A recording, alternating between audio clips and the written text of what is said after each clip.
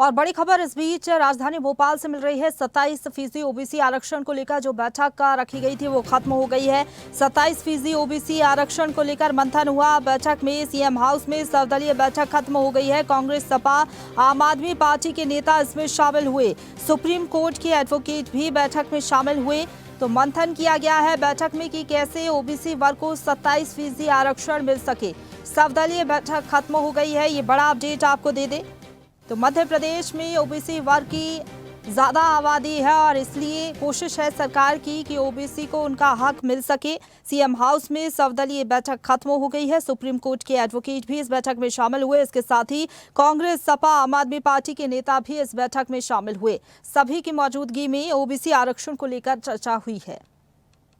सरकार द्वारा आज ये सर्वदलीय बैठक हमारी बुलाई गई थी, जिसमें भारतीय कम्युनिस्ट पार्टी, आप पार्टी, समाजवादी पार्टी, भारतीय इंडियन कांग्रेस, भारतीय जनता पार्टी, हमने सबने मिलकर के हमारे राज्य के ओबीसी वर्ग के आरक्षण को लेकर के जो सुप्रीम कोर्ट में प्रकरण चल रहा है, जैसा कि हम सबकी भावना है, ये चलने वाले कोर्ट के स्टे पर चूँकि कांग्रेस भी और बाकी अपोजिशन पार्टी भी और भारतीय जनता पार्टी भी सबने अपनी विधानसभा में भी इस बात को स्पष्टता के साथ रखा था कि 27% आरक्षण देने में हम यूनानिमस तैयार हैं।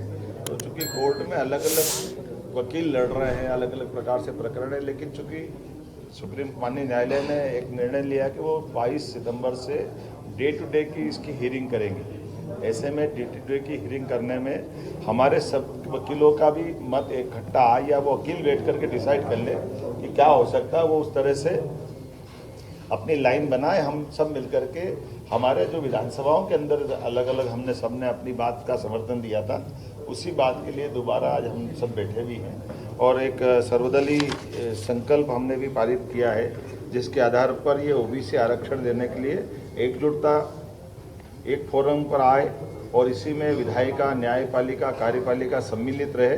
इसके क्रियान्वित करने के समय के प्रयास करेंगे और इससे जुड़े वकीलों को 10 सितंबर के पहले सभी सामूहिक रूप से बैठ कर के बात कर ले। क्योंकि ये बात सही है कि जो हमारे होल्ड ये जो 14 और 13% के अभ्यर्थियों का प्रकरण चला है, तो 14% क्लियर हुए लेकिन 13% पेंडिंग है। अगर माननीय न्यायालय जल्दी से इसका निराकरण करेगी, हम सब चाहते हैं कि जल्दी से जल्दी 13% जो बचे हुए विद्यार्थी हैं, जिनकी एज लिमिट से भी बाहर हो रहा है, उनको भी इसका लाभ मिल जाए, वो सब नौकरी में लगे। कुल मिलाकर के कई विभागों में जिनमें आरक्षण नहीं था वहाँ भर्ती भी करी है, लेकिन अभी जो एक भी बच्चा बचने नहीं पाया, ये सभी दलों की भावना है और सभी दलों की भावना के आधार पर हमने आज बैठकर निर्णय लिया। ताजा खबरों के लिए लाइक, फॉलो और YouTube पर सब्सक्राइब कर बेल आइकन दबाएं। साथ ही ताजा अपडेट्स के लिए swedeshlive.com पर विजिट करें।